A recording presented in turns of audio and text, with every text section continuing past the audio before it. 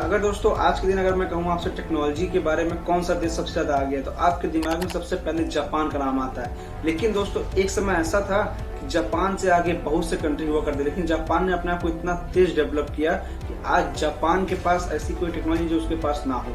लेकिन दोस्तों कुछ तो बात है कि जो कि जापान को इतना ज्यादा मोटिवेट और इतना ज्यादा हील किया है। बात है दोस्तों न्यूक्लियर बॉम्ब की, यानी कि जिस समय जापान इतना स्ट्रांग हुआ करता था कि उससे अमेरिका या रशिया सारे देश उससे डरा करते थे कि अगर ये कंट्री अगर पंगा ले लिया, यानी कि अगर इस कंट्री से कोई भी पंगा ले लिया तो उस देश का सर्वनाश होना तय है। लेकिन दोस्तों जापान के साथ ऐसा क्या ही हो गया कि वो उसको जो है आज के दिन इतना बड़ा भुगतान करना पड़ रहा है। और आज भी जापान खुद को पूछता है दोस्तों कि आखिर उसने ऐसी क्या गलती कर दी जिससे कि अमेरिका को न्यूक्लियर बॉम्ब यूज करने की जरूरत पड़ गई। आइए जानते हैं आज की इस पूरी केस स्टडी को पूरी डीपली तरीके से। On 6th August 1945, American bomber Enola Gay dropped an atomic bomb on the Japanese city of Hiroshima.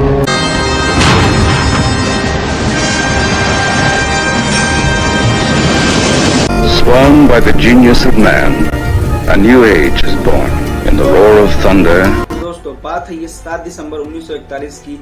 इसके बाद दोस्तों पूरे वर्ल्ड में एक हिस्ट्री क्रिएट हो गई। यूएस नेवी के ऊपर एक आफत आने वाली थी जिसका अंदाजा किसी को भी नहीं था और खुद यूएस नेवी को भी नहीं था। लेकिन उस जहाज पे मौजूद एक आदमी जो कि अफ्रीकन अमेरिकन था, जो कि खाना बनाता था पूरे बैटल के लिए, इसका नाम डॉरिस मिलर था। और फिर एक दिन डॉरिस जो है सुबह उठकर सबके लिए खाना बनाता है और फिर सारे काम को करके एक दिन सुबह उसको एक सायरन सुनाई देता है जो कि अपने लाइफ में कोई भी इंसान कभी भी उस शिप पर सुनना नहीं चाहता है वो सायरन। और फिर ये सायरन सुनने के बाद मिलर तुरंत अपने शिप से बाहर जाता है, बाहर देखता है पूरा आसमान जो है भरा हुआ है केवल एयरक्राफ्ट से, जो कि जापानीज एयरक्राफ्ट। और उसके देखते ही देखते जापानीज एयरक्राफ्ट पूरे के पूरे बॉम्ब छोड़ देते हैं उसके नेवी बेस पे। और फिर धीरे धीरे जितने भी यूएस नेवी शिप थे उन सबको जापानीज एयरक्राफ्ट ने अपने बॉम्ब से उड़ा दिया। और जिस जगह पे जापान वालों ने अटैक किया था एयरक्राफ्ट से, उस जगह का नाम था पर्ल हार्बर, जो कि अमेरिका यूएस का सबसे बड़ा नेवी बेस था। दोस्तों इस अटैक से एक चीज पता चलती कि सबसे पहले अटैक जापान ने किया था अमेरिका के ऊपर।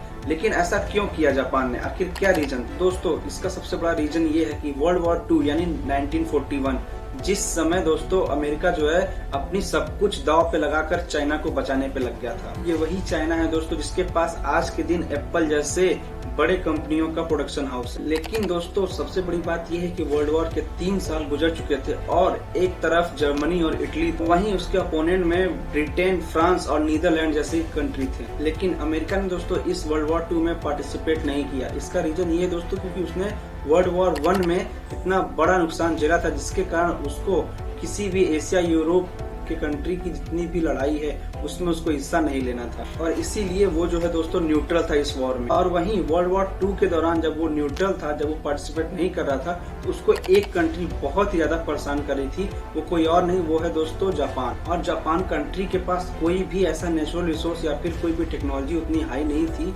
जिससे कि वो खुद की कंट्री को इतना ज्यादा आगे बढ़ा सके, जिसके कारण दोस्तों जापान जो है अलग अलग कंट्रीज पे कब्जा करना स्टार्ट कर दिया था। और फिर इसी तरह दोस्तों पारी आई अमेरिका। लेकिन अमेरिका पे अटैक करने से पहले दोस्तों वो और भी कई देशों पे कब्जा कर चुका था, ताइवान, चाइना और कोरिया जैसे कंट्रीज पे। और फिर ये कुछ देश जीतने के बाद उसकी नजर पड़ी कुछ और देश जीतने की, जिसमें कि फिलीपींस, मलेशिया और इंडोनेशिया भी आने लगा। लेकिन दोस्तों यहाँ जापान को सबसे बड़ी दिक्कत ये आई कि वो जब भी किसी भी देश पे अटैक करने जाता उससे पहले वो देश का मुआयना करता था। लेकिन इन देशों पे वो अटैक करने से पहले उसको पता नहीं था कि इस कंट्रीज पे अलग अलग कंट्रीज का कब्जा है, यानी इन कंट्रीज पे अलग अलग कंट्रीज के जो है कॉलोनियल बसे हुए हैं। जैसे कि मलेशिया पे बसा हुआ था ब्रिटिश और इंडोनेशिया पे था नीदरलैंड कॉलोनियल और फिलीपींस जो था वो न्यूट्रल था अमेरिका की ही तरह। और जापान को सबसे बड़ी चीज ये खटकती थी कि किसी भी कंट्री पे कब्जा केवल जापान कर सकता है, कोई भी यूरोपियन कंट्री या फिर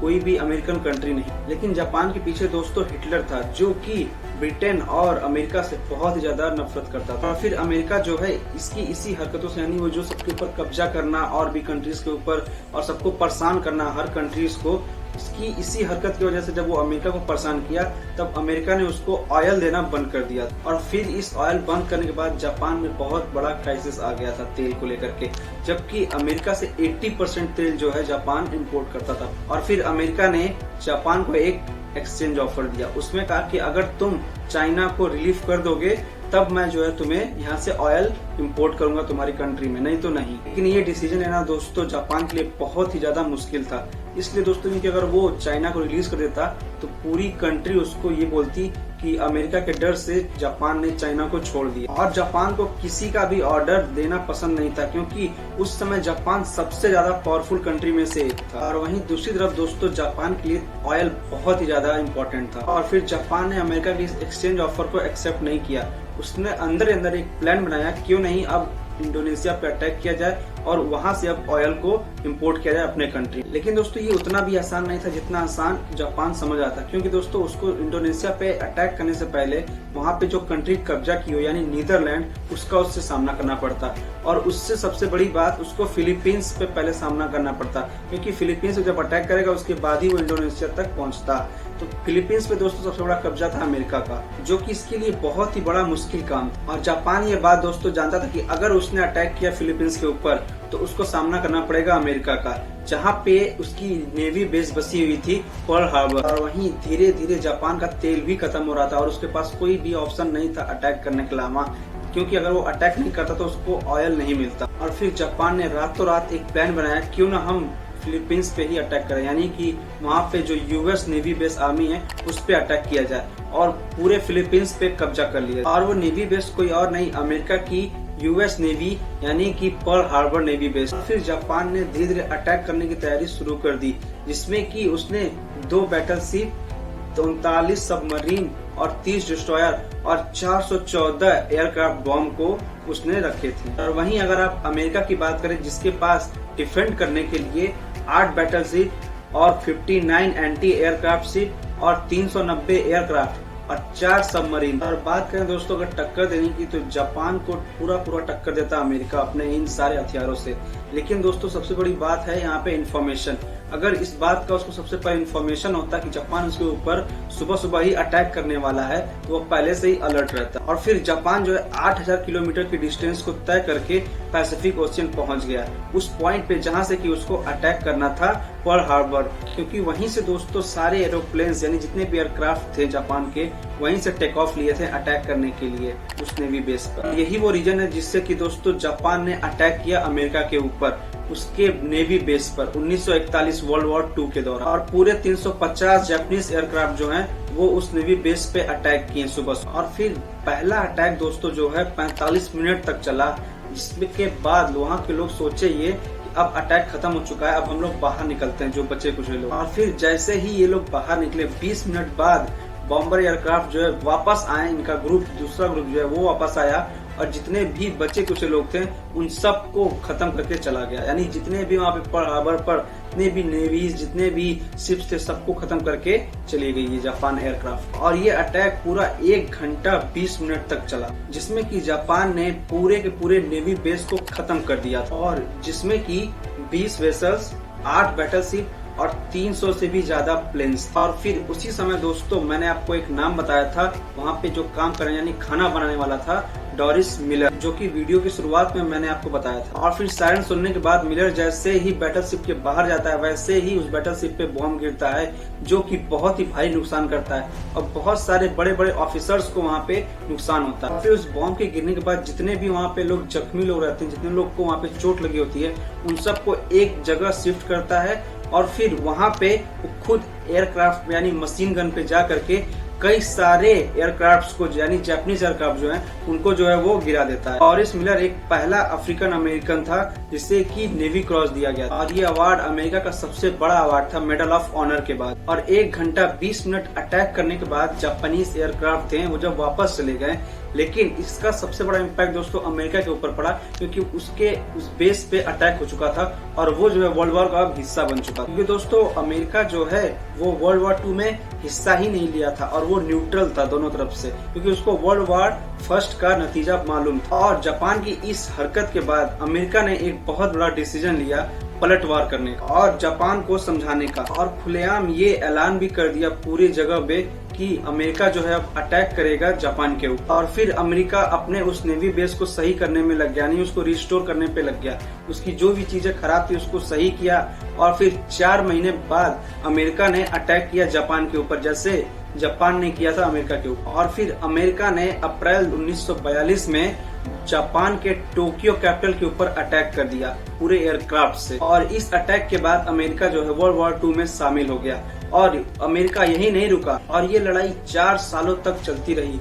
इसके दौरान अमेरिका जो है स्ट्रांग बन गया था, और इसी लड़ाई के दौरान जापान ने जब देखा कि वो कमजोर पड़ रहा है, लेकिन वो अपने आप को पीछे नहीं हटाना सोचा, और फिर ये लड़ाई चलती रही कई सालों तक।